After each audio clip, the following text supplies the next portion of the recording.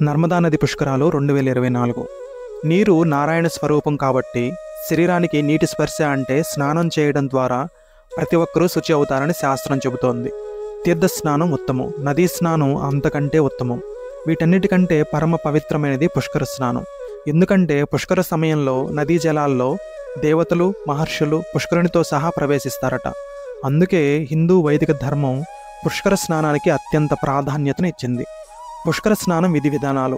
పుష్కర స్నానం చేయడానికి నదిలోకి ప్రవేశించే ముందు నది ఒడ్డున ఉన్న మట్టిని కొంచెం చేతితో తీసుకొని నదిలో కలిపి అనంతరం స్నానం చేయాలని పండితులు చెబుతారు. అలాగే స్నానం చేసేటప్పుడు నదికి నమస్కరించి ముక్కు మూసుకొని 3 మునకలుగా పూర్తిగా శిరస్సు మునిగేలా వేయాలి. ఈ స్నానం చాలా పవిత్రమైనది కాబట్టి ఇక్కడ సబ్బులు, షాంపూలు వంటివి వాడరాదు. అలా చేస్తే నదీ జలాలు కలుషితం అవుతాయి. సూర్యతర్పణం. నదిలో 3 మునకలు వేసిన తర్వాత 3 సార్లు దోసిట్లోకి పవిత్ర నదీ జలాలను తీసుకుని సూర్యతర్పణం ఇవ్వాలి. దీనిని అర్ఘ్యం అని కూడా అంటారు.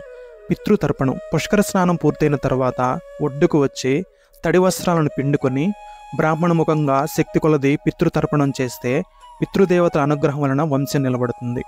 పుష్కర సమయంలో ఎలాంటి దానాలు ఇవ్వాలి? పుష్కర సమయంలో చేసే దానాలకు విశిష్టమైన ప్రాముఖ్యం ఉందని శాస్త్రం చెబుతోంది. అయితే ఏ రోజు ఎలాంటి దానం చేస్తే ఏ ఫలితం ఉంటుందో ఇప్పుడు తెలుసుకుందాం. మొదటి రోజు బంగారం, వెండి, ధాన్యాలు, భూమి. రెండో రోజు వస్త్రదానం, ఉప్పు, రత్నాలు. మూడో రోజు బెల్లం, పండ్లు.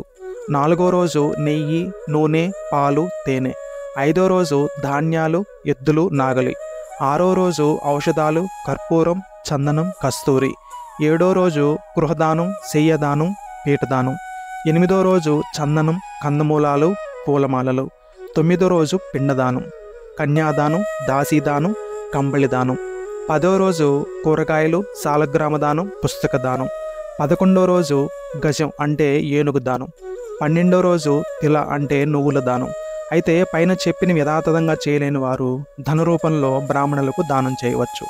నదీమ తల్లికి సుమంగళి పూజ.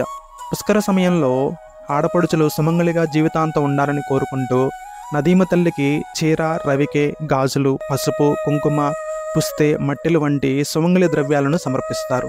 ఇలా చేస్తే అన్ని పనుల్లో విఘ్నాలు దూరమై సకల శుభాలు చేకూరుతాయని విశ్వాసం. నదికి హారతులు. పుష్కర సమయంలో నదులకు హారతులు ఇవ్వడం కూడా మన సాంప్రదాయంలో భాగమే. ఉధృతంగా ప్రవహిస్తున్న నదికి దృష్టి దోషాలు తగలకుండా శాంతి పరిహారంగా హారతులు ఇస్తారు. తీర్థ స్నానం, నదీ స్నానం, పుష్కర స్నానం, సముద్ర స్నానం మన సాంప్రదాయంలో భాగం. మన సాంప్రదాయాలను మనం పాటించి మన పిల్లలకు వాటి విలువలను తెలియచేయాలి. మన సంస్కృతి సాంప్రదాయాలు మన భావితరాలకు భద్రంగా అందించాలి. జై శ్రీరామ్.